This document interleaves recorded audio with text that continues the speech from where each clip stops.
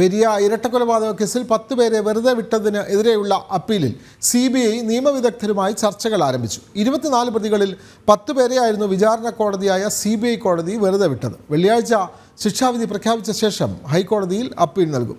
വിധിയുടെ വിശദാംശങ്ങൾ നിയമമന്ത്രാലയത്തെയും അറിയിക്കും. A. Murali, Pradeep, B. Manikandan, N. Balakrishnan, Sastha മധു എന്ന A. Madhu, A. Reji Varghese, A. Hariprasad, Raju എന്ന P. രാജേഷ്, ഗോപൻ വെളുത്തോളി, സന്ദീപ് വെളുത്തോളി എന്നിവരെയായിരുന്നു CBI കോടതി വെറുതെ വിട്ടത്.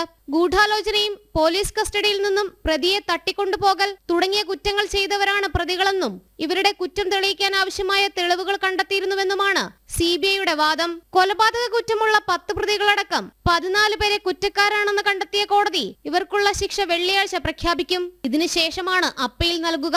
CPM മുൻ MLA KV കുഞ്ഞിരാമനെതിരെ പോലീസ് കസ്റ്റഡിയിൽ നിന്നും പ്രതിയെ കടത്തിക്കൊണ്ടുപോയെന്ന കുറ്റം തെളിഞ്ഞിട്ടുണ്ട്.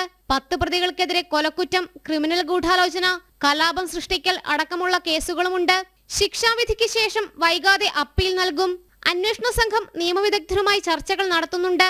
2019 ഫെബ്രുവരി 17-നായിരുന്നു യൂത്ത് കോൺഗ്രസ് പ്രവർത്തകരായിരുന്ന ശരത് ലാലിനെയും കൃപേഷിനെയും കാസർഗോഡ് പെരിയയിൽ വെച്ച് CPM ക്രിമിനൽ സംഘം കൊലപ്പെടുത്തിയത്.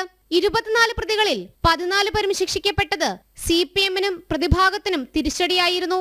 ജനം, കൊച്ചി.